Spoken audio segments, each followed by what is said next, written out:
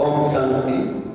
गतकाली भारतर गृहमंत्री को द्वारा 2019 रे जो सिटीजन अमेंडमेंट बिल अना जाइथिला एवं उभय गृह ताको पास करथिले ता गतकाली कार्यकारी समग्र देश रे हेबाकू जाउछि।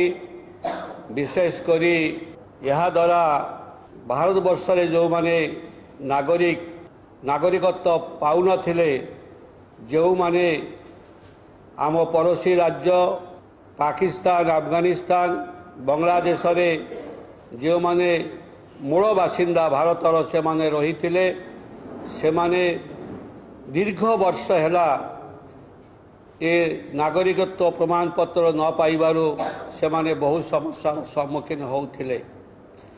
विशेष करी हिंदू ख्रिस्टान बौद्ध जैन सिख एमाने वर्तमान नागरिकत्व पाइबे।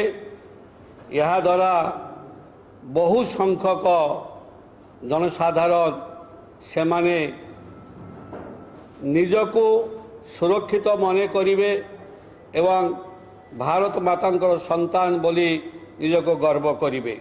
यह 2014 मसीहा पूर्व जो माने आसीचंती भारत रे से माने याको पाइबे एवं विशेष करी जो माने धार्मिक पीड़न सम्मान जीवन प्रति विपद थिला से माने एई तीनोटी राष्ट्र छाड़ी के भारत रे शरण नहीं थिले से मानकर आमर यशस्वी प्रधानमंत्री प्रचेष्टा नरेंद्र मोदी जी आमर सम्मानीय गृहमंत्री अमित शाह कठोर परिश्रम आज एम मुहरे हस फुटेबा जाउचंती एवं समस्ते खुशी हेबे। सेथिपाई आपण माने एई जो आज प्रेस कॉन्फ्रेंस उद्देश्य है जे गतकाली ठारो जो सीए लागू हैला सेथिपाई ए प्रेस उद्देश्य किछि लोक याको अपप्रचार करुछंती जे मुस्लिम मानक प्रति विपद कौनसी विपद नाही कहा प्रति विपद नाही यह समस्त सुविधा एवं यह अपप्रचार से माने बंद करवा उचित। तेणुक आज प्रेस कॉन्फ्रेंस होची से उद्देश्य रे समस्त धन्यवाद।